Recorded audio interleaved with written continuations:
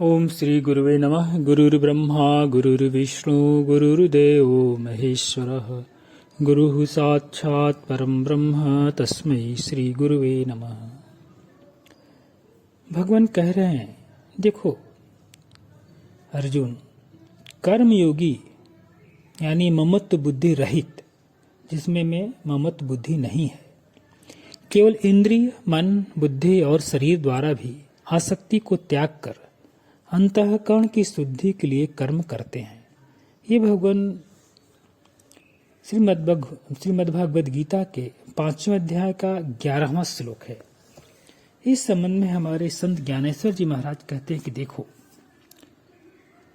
जो कर्म बुद्धि के समझ आने के पूर्व और मन में विचार उत्पन्न होने के पहले ही होते हैं, उन कर्मों के व्यवहार को कायिक व्यवहार कहते हैं। यही बात मैं तुम्हें बहुत ही सरल तरीके से बतलाता हूँ, ध्यानपूर्वक सुनो। जैसे कोई बालक निष्कारण यूं ही कुछ न कुछ चेष्टा करता रहता है, वैसे योगी जन मन में किसी प्रकार की वासना न रखते हुए केवल शरीर से ही कर्मों का व्यवहार करते हैं। फिर जब पंच महाभूतों से निर्मित यह शरीर निद्रावस्था में रहता है, तब मन वैसे ही अकेला अपना समस्त व्यापार चलाता रहता है, जैसे वह स्वप्न अवस्था में करता है। हे धनुर्धर, इसमें एक विलक्षण बात यह है कि यह वासना इस ढंग से अपना विस्तार करती है कि वह शरीर को एकदम भान भी नहीं होने देती और उसे सुख दुख के भोग रूपी भंवर में डाल देती है, अर्थात सुख दुख को भोगने के लिए बाध्य करती है।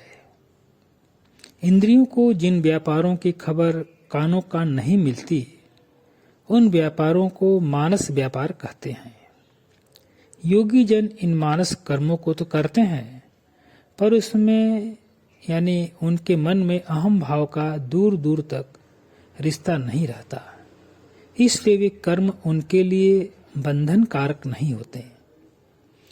जब कोई व्यक्ति पिशाच बाधा से बाधित होता है, तब उसकी ऐन्द्रिक चेष्टाएं होती हैं, वो विक्षिप्त सी जान पड़ती है।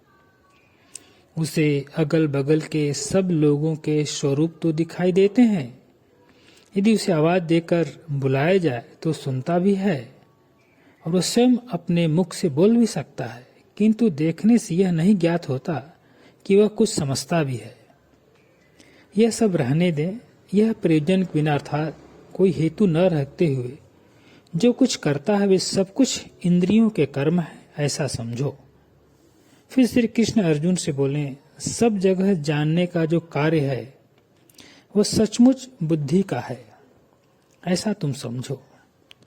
वे लोग बुद्धिपूर्वक पूरे मनयोग से सारे कर्मों को तो करते हैं, पर अपनी निष्काम वृत्ति के कारण वे मुक्त ही रहते हैं योगी जन, क्योंकि बुद्धि से लेकर शरीर पर्यंत उनमें अहम भाव का स्मरण ही नहीं रहता, उनकी याद ही नहीं रहता कि मैं शरीर हूं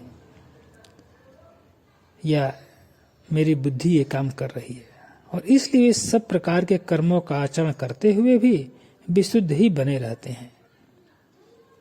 हे अर्जुन, कृतित्व अहम भावना से रहित होकर सब तरह के कर्मों को संपन्न करना ही निष्काम कर्म है। यानी कर्तृत्व अहम भावना है कि मैं करता हूं से रहित होकर सब तरह के कर्मों को संपन्न करने पूरा करना ही निष्काम कर्म है, और गुरु कृपा से मिलने वाला यह रहस्य ज्ञान उसे मिलता रहता है। अब शांत रस की बाढ़ मर्यादा छोड़कर उछल रही है। अब शांत रस की बाढ़ मर्यादा छोड़कर उछल रही है, क्योंकि बोलने से अवर्णनीय का भी व्याख्यान करने में आया, अर्थात जिसका विवेचन करना बहुत ही अत्यंत कठिन है, उसका विवेचन हुआ।